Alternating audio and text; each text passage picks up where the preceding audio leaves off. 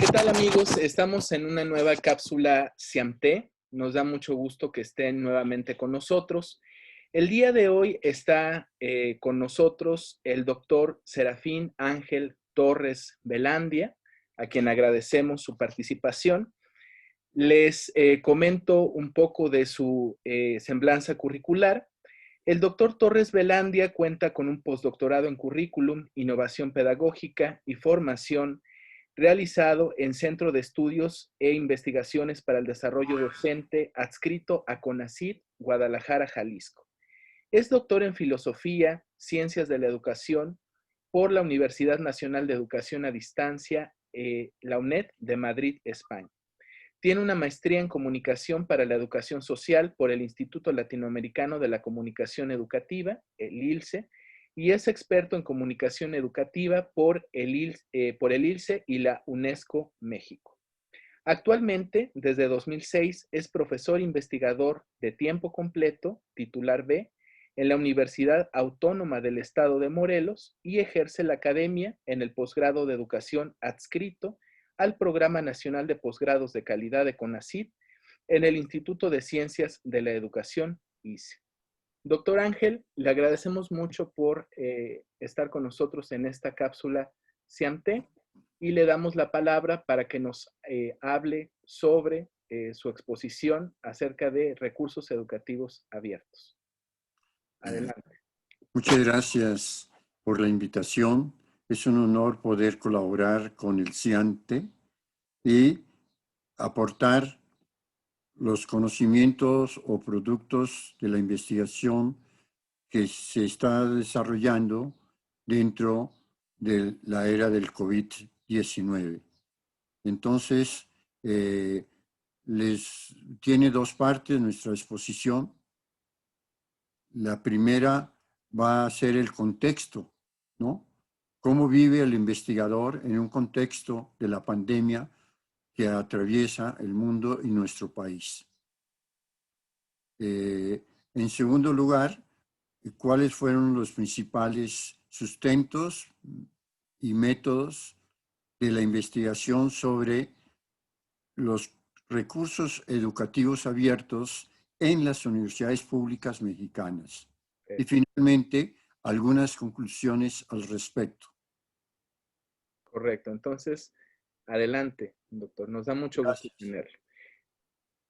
Vamos a compartir algunas... Compartir la pantalla. La pantalla. Exacto, ahí lo vemos. Ok, perfecto. Adelante. El objetivo de nuestra exposición es comunicar los resultados de la investigación sobre recursos educativos abiertos, pero dentro del contexto actual que vivimos de la pandemia. Este compartir es precisamente dar a conocer, ¿no?, que el investigador no es ajeno al contexto en el cual vivimos. Y segundo, que sus resultados no pueden quedarse en el escritorio, sino que tienen que salir a la luz pública para que otras personas puedan dialogar y compartir sobre el tema.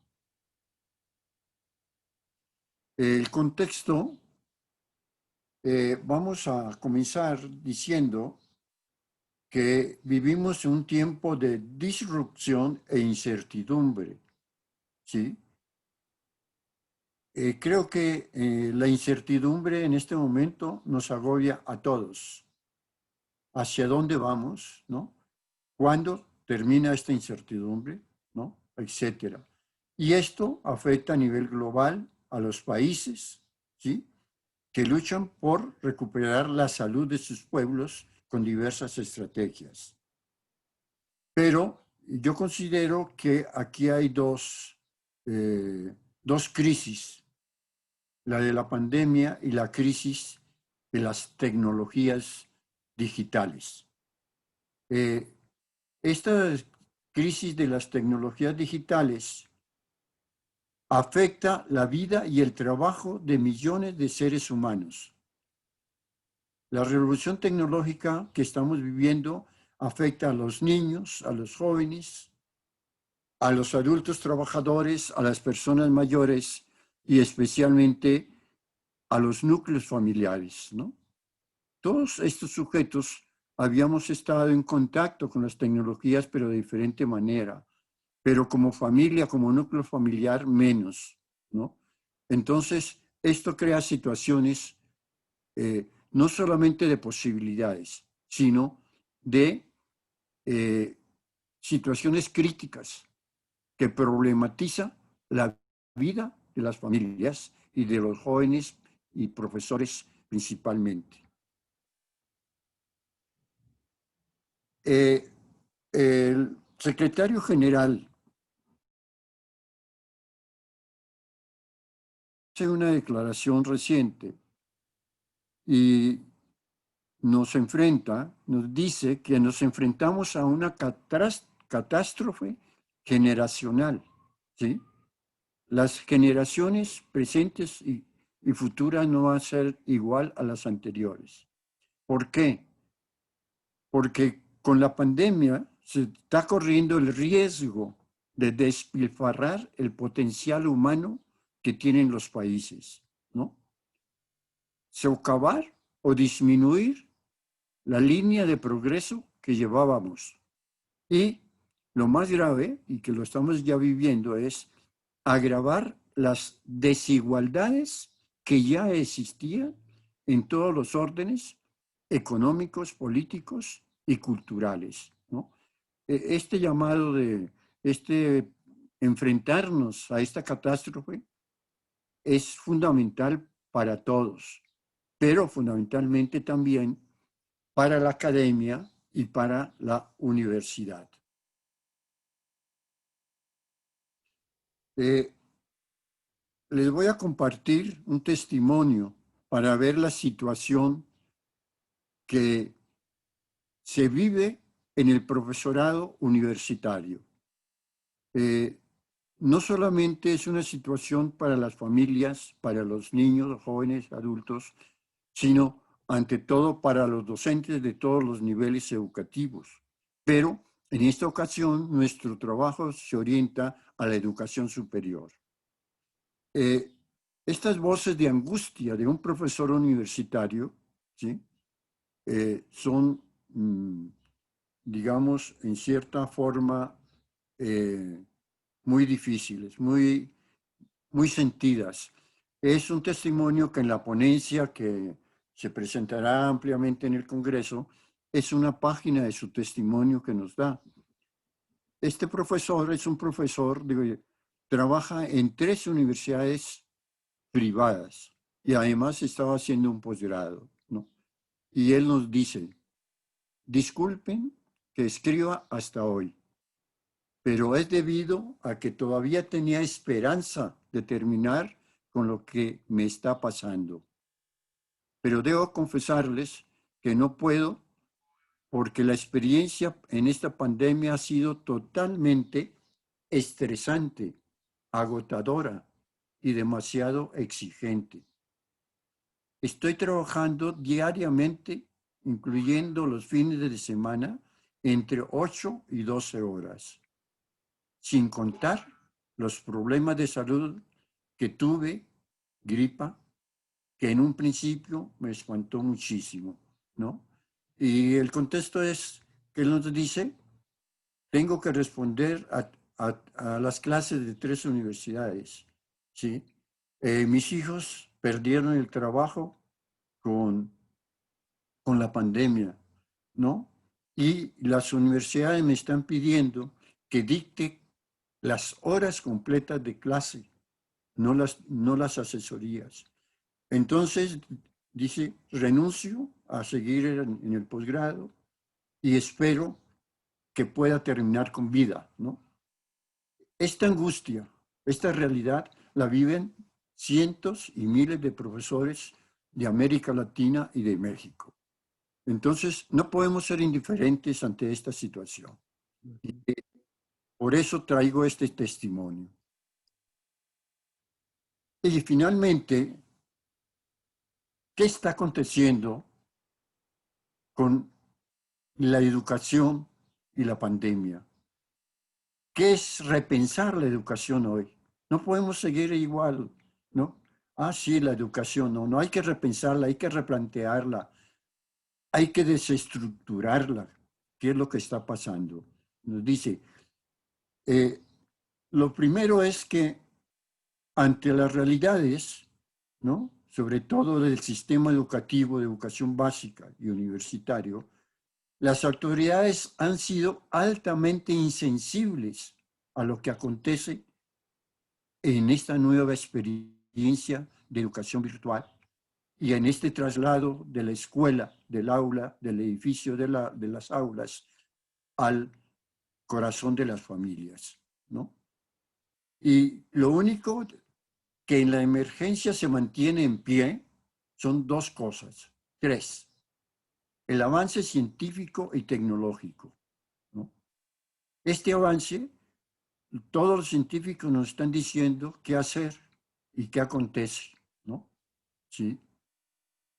Y están usando los sistemas informáticos y las macrobases de datos para darnos cotidianamente una visión del mundo y de cada país.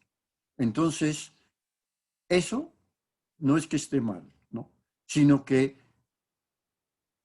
la ciencia aparece como la única solución, ¿no? Y la tecnología como el único canal para informarnos. Y sabemos cómo viven nuestros pueblos, nuestras comunidades indígenas, rurales, alejadas. Segundo, se nos ha impuesto una migración obligatoria de un sistema educativo presencial a un sistema educativo remoto, ¿no? A distancia, totalmente virtual, despersonalizado, ¿sí? Que es lo que estamos ya en la segunda fase, segundo semestre de esta modalidad educativa. Y tercero, hay una ruptura de la capacidad de las personas de hacer vida comunitaria. Creo que esto es lo más importante, ¿no? El testimonio de este profesor que manda un mensaje aislado solo, ¿no? Como de auxilio. Hay una ruptura, no nos podemos comunicar, no podemos ir donde el vecino a decirnos, ayúdame, me encuentro en esta situación. El sistema remoto a distancia rompe con los lazos comunitarios, con las relaciones humanas realmente, ¿sí? Y no solamente han roto con la vida comunitaria, sino que han dejado al margen el acceso a los contenidos de calidad, a los contenidos educativos de la educación básica, educación media superior y de la misma universidad. Han dejado al margen es secundario. Importante es que está enfrente al grupo.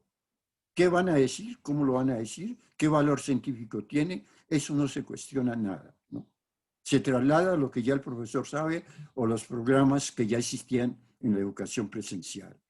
Y lo más grave es que continuamos al margen de una pedagogía situada, de una pedagogía crítica, de una pedagogía contextualizada. Por eso se decía, es más importante que el niño diga, trabaje, haga un taller sobre qué está viviendo, cómo está viviendo en su familia, cómo está viviendo su relación con los medios tecnológicos. ¿Sí? Esta es la pedagogía de la vida humana, una pedagogía altamente humanitaria. Y vimos que las autoridades están deshumanizadas. Y en cuanto a los contenidos, ¿quiénes lo están aportando? Los aporta YouTube, los aporta Google, los aporta todas las plataformas. Ahí buscamos todo, tanto alumnos como profesores, ¿sí? Ya no hay contenidos de programas específicos, etcétera. Eso es muy relativo. Por eso, el tema que he investigado se llama repositorios de recursos educativos abiertos de calidad, pero que en esta situación de pandemia y en este cambio de modalidad educativa no existen realmente. No existen estos repositorios. Y los que existen, poco se están consultando. Bien.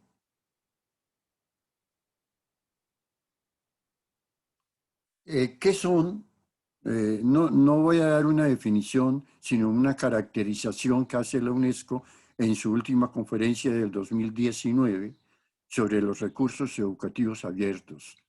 Nos dice que son materiales, primero, de aprendizaje, segundo, de enseñanza y tercero, de investigación, ¿no? Que son las funciones básicas de la universidad. Sí. Segundo, se desarrollan en cualquier formato y soporte. Esto es muy importante. Si realmente todos los contenidos hubieran estado digitalizados, ¿sí? El alumno, pero no todos están digitalizados. No, no toda la información está en Internet. Estos recursos son de dominio público, con licencia abierta. Es decir, cualquier persona puede acceder a los repositorios y consultar y modificar, copiar, distribuir, compartir la información. ¿Sí? No tendrá costo para estudiantes y profesores. ¿Sí? Y se organizan en bases de datos, en repositorios, en diversas estrategias tecnológicas. Pero lo importante es que cualquier persona, cualquier ciudadano pueda acceder a ellos con seguridad, ¿no? No es información basura, ¿no? Ni información falsa. En educación hay que cuidar los contenidos de calidad científica y pedagógica. En la investigación se plantean dos tipos de repositorios. ¿Sí? En el CIANTE del 2019 ya presenté un avance sobre las diferencias entre un repositorio de recursos educativos abiertos y un repositorio institucional, eh, eh, repositorio institucional de acceso abierto, RIA, ¿no? Son dos tipos de repositorios con dos finalidades complementarias, pero diferentes. Son archivos digitales. El RIA es de investigación de académicos y de tesis de estudiantes de pregrado y posgrado. Es decir, es la ciencia abierta, ¿no? Que tiene que estar ya por orden legal, ¿sí? Desde hace 2 años el Congreso de nuestro país. Todos los recursos científicos producidos en las universidades son de acceso público y por tanto deben subirse a una plataforma para una consulta libre de la ciudadanía, puesto que se han construido con recursos económicos del mismo pueblo, ¿no? Entonces, es el movimiento de ciencia abierta que en América Latina se ha desarrollado ampliamente. Todas las Cielo, todas las plataformas de revistas científicas, todo lo que consultamos es de ciencia abierta. Y en México hay que responder por obligatoriedad legal a socializar los saberes. Por eso el RIA, ¿sí? Es una plataforma nacional creada por CONACYT en 2019 y que lo vamos a ver más adelante, ya tiene más de 150 instituciones de educación superior que cuentan con este repositorio de ciencia abierta obligatorio y financiado por CONACYT.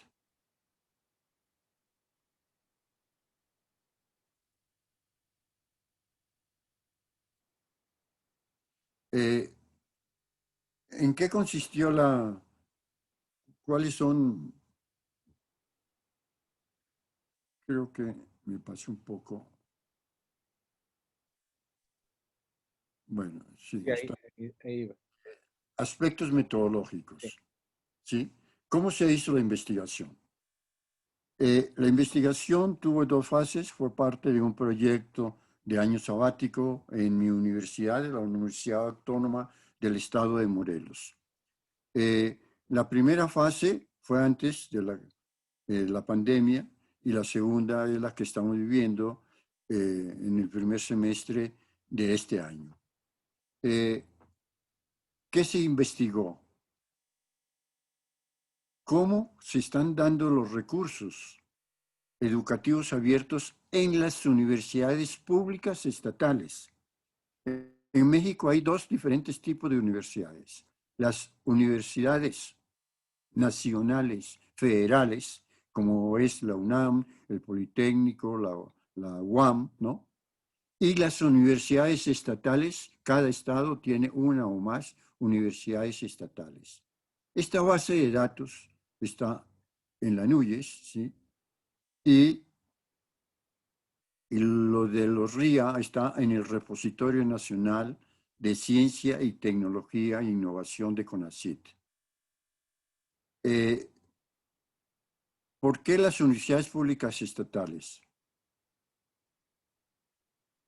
Porque estas universidades son las que mayor matrícula a nivel nacional tienen y las que desarrollan la mayor calidad y cantidad de investigación educativa.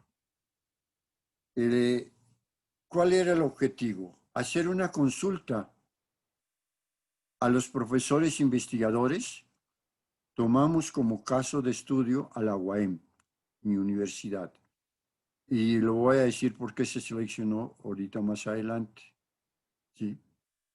En la exploración de 35 universidades públicas estatales, que llamaremos UPEs, el 99% de las UPEs carecen de repositorios REA, de recursos educativos abiertos. Solo una, la UAM, registra un repositorio denominado Metabase de Recursos Educativos. Bueno, en la liga, la buscan en la UAM y aparece la liga. Caso contrario, por eso había una comparación con los RIA, con los repositorios institucionales de ciencia abierta del CONACYT. Caso contrario, de las 35 UPEs, un 57% no cuentan con repositorios, un 57% cuentan con repositorios institucionales, ¿no? Mientras que los REA, solamente el 1% cuenta con estos repositorios. La pregunta sería, ¿y por qué? ¿No? Sencillamente, uno de los factores, no es el único, es que CONACYT lanzó convocatorias a cuando la legislación obligó a tener el conocimiento de acceso público para que cada institución de educación superior, tanto institutos como centros de investigación como universidades, necesariamente contaran con un repositorio de ciencia abierta obligatorio. Y para ello financió a las universidades que concursaron. Y en este momento tiene alrededor de 120 instituciones de educación superior que disponen de este repositorio conectado al Repositorio Nacional de Ciencia y Tecnología de CONACYT. En la UAM, para hacer el estudio de caso, ¿qué pasa con los recursos educativos en las universidades públicas estatales? Se hizo una consulta abierta, ¿sí?, a los profesores, docentes e investigadores de la universidad, ¿sí?, que somos alrededor de 800, para recabar sus opiniones y experiencias que tenían acerca de los recursos educativos abiertos. Y segundo, para que nos aportaran qué posibilidades de crear un centro de recursos educativos abiertos percibían los profesores. ¿Cuál fue el resultado? Nos respondieron que era abierto por la red interna de la universidad, a los correos de todos los profesores se envió. 25 docentes dieron respuesta a la guía de entrevista. Solamente voy a presentar dos aspectos. El perfil socioeducativo de estos 25 profesores. Algunos dirán, pero es que no es una muestra representativa. En la educación, en el paradigma de la educación, de la investigación cualitativa, no hay muestras representativas, sino calidad de informantes. El perfil era docentes de distintas unidades académicas. Imparten docencia en el campus central de Cuernavaca. Tiene centros académicos. 57% fueron mujeres y el resto fueron hombres. Y la diversidad es que tienen diferentes edades y diferentes años de experiencia como docentes y como investigadores. De las preguntas abiertas, los ejes temáticos que se manejaron fueron los siguientes. ¿Cuáles son los conceptos y experiencias que tienen los docentes acerca de los REA? ¿Cuáles son las políticas institucionales que existen para fomentar los recursos en la universidad?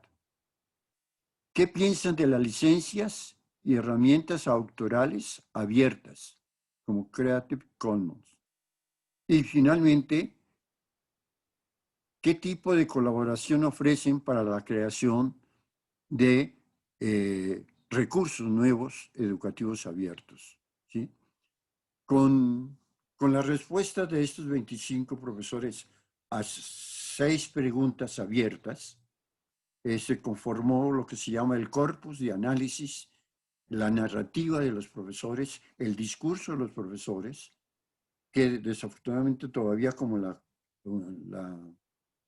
investigación continúa, en esta ocasión estamos en proceso de análisis de ese discurso y en una próxima publicación pues ya lo haremos a conocer. Bien.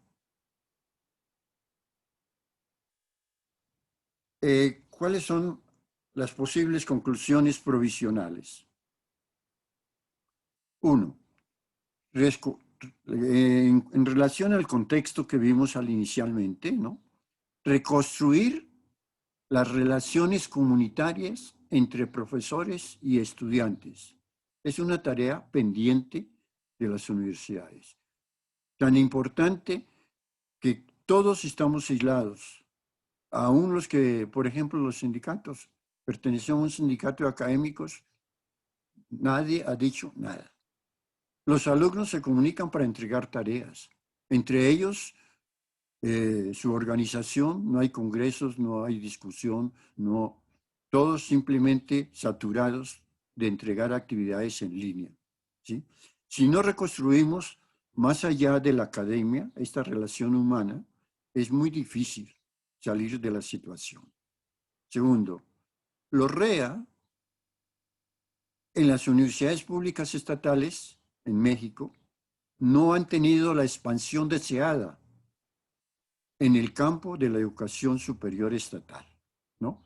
Realmente son muy pobres los resultados, a pesar de que México pertenece al UNESCO y que este programa de recursos desde el 2002 se lanzó al mundo y que obliga a los países miembros de la UNESCO a llevarlo a cabo en todos los niveles educativos. Existe un intenso y desigual contraste entre los avances de los repositorios de ciencia abierta de CONACYT y los repositorios educativos de las universidades. Y una pregunta pendiente es, ¿Cuáles son los factores que inciden en el estado actual de los REA en México? ¿No? Aquí no vimos los factores que están incidiendo, solamente un factor, digamos, número de repositorios y un factor que ya es evidente que si hay un financiamiento y una política educativa al respecto, va a haber un despegue de estos recursos al servicio de la comunidad académica, de profesores y estudiantes.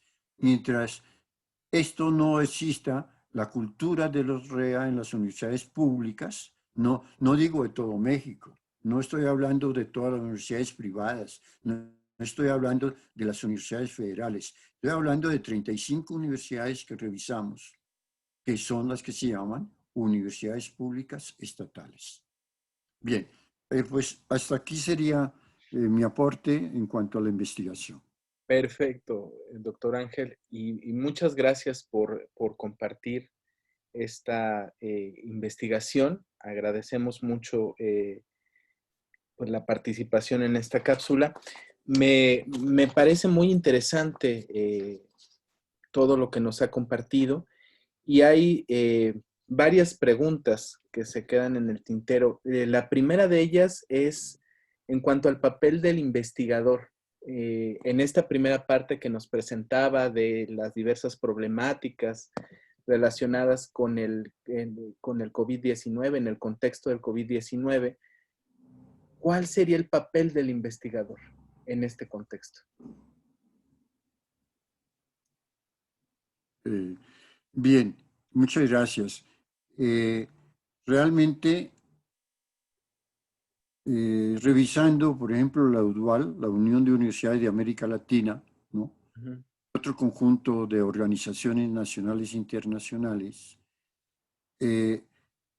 hay una explosión de estudios, Ujú. ciencias, de comunicados, de declaraciones, etcétera, etcétera. Pero en la práctica, en cada uno a nivel local, ¿no? El papel del investigador no ha sido cuestionado. Ujú. Seguimos, ¿sí? Haciendo la docencia, la investigación y la difusión del conocimiento de modo tradicional como era antes. A través, la única innovación sería que lo hacemos a través de las redes, ¿sí? Pero los estudios al interior de la universidad, ¿sí? Las asambleas para ver qué está aconteciendo y hacia dónde vamos y qué podemos modificar de la situación, para los investigadores parece ser que todavía no ha llegado, no han asumido o no hemos asumido esta responsabilidad, ¿no? De construir la nueva comunidad académica, ¿no? De vincularnos en la práctica con lo que están viviendo las familias, los mismos estudiantes que no tienen recursos, los que han quedado fuera del sistema, Ujú. Chile ya en América Latina, que no han podido continuar con su carrera profesional, ¿no? No ha habido realmente pronunciamientos de parte de los profesores investigadores. Es una cuestión pendiente desde mi punto de vista. Habría que cuestionarse la realidad a la que pasamos de manera automática, ¿no? Mm, ¿Cómo lo vería? Justo es lo que comentaba en el inicio, ¿no? ajá. Sí, esta migración que yo llamé o tránsito Sí. obligatorio, totalmente por orden oficial, autoritaria, sin consultar a profesores, sin consultar a familias, sin consultar a los estudiantes, ¿no? De la noche a la mañana tienen que hacer esto y seguimos haciéndolo, ¿sí? Entonces, ya el Congreso que la semana pasada hubo a nivel internacional de sindicatos y profesores sobre el futuro de la educación virtual, ¿no? Ya llegaron a planteamientos muy importantes. Se cuestiona, uno, que la revolución tecnológica ha enriquecido a las transnacionales como nunca, ¿no? Como nunca. Entonces, ¿quién las financió? Todos nosotros y los estados. ¿Con qué plataforma estamos trabajando? ¿Con qué plataforma están los niños de educación básica? Con las plataformas de las transnacionales, ¿no? No hay una plataforma nacional de calidad única para la educación básica ni para la educación superior. Y tenemos que estar creando recursos para podernos comunicar e impartir las clases. Esto es parte de esta transición, ¿no? Es mecánica hacia una modalidad educativa. La otra situación es que se ha demandado que la presencialidad, retornar a la presencialidad del aula, que es el único mecanismo de reconstruir la relación humana entre los niños, entre sus profesores y con sus familias. Y que esto es súper urgente. Y tercero, lo que yo llamaba la pedagogía situada, real, crítica, que se cree una pedagogía participativa de padres, alumnos y profesores para construir el verdadero modelo de cambio transformacional de la educación que necesitamos en México. Correcto. Muy bien, doctor. Hay una segunda pregunta relacionada con esta última parte que comentaba sobre los recursos educativos abiertos. ¿Cuáles serían los aportes de estos recursos educativos abiertos a la educación superior? Bien, en la educación superior hay dos vías. Ujú. Los profesores tenemos acceso a la información científica en diversas bases de datos, o la universidad sigue sustentando económicamente los grandes conglomerados de las revistas científicas para consultarlas, ¿no? Ese es lo que serían los recursos de ciencia abierta, los RIA. Pero, ¿qué pasa eh, con los recursos educativos abiertos? Las bibliotecas se han centrado en organizar la información científica, no en organizar todos los recursos de apoyo al docente para que el docente y el estudiante cuenten con una currícula innovadora y con fuentes calificadas de calidad de los contenidos. No hay, ¿no? Por ejemplo, en la investigación, de las 35 universidades hay 16 que tienen lo que llamamos biblioteca digitalizada, ¿no? Que esto sería muy importante porque ya hay un camino hacia los recursos digitalizados, ¿sí? Pero no hay, puede que ahí haya información sobre recursos educativos abiertos, o con otro nombre lo llaman objetos de aprendizaje, etcétera. No quiere decir que sean los únicos, ¿sí? Pero no hay un sitio o una subred, ¿sí?, a la cual podamos accesar, a excepción de la UAM, que en IUAM, ¿sí?, el programa de coordinación de multimodalidades educativas, sí tiene este repositorio que es muy importante, ¿no? Pero las otras universidades tienen otras preocupaciones, sobre todo con CONACYT, ¿sí?, responder a las metas de CONACYT y seguir digitalizando sus acervos bibliotecarios.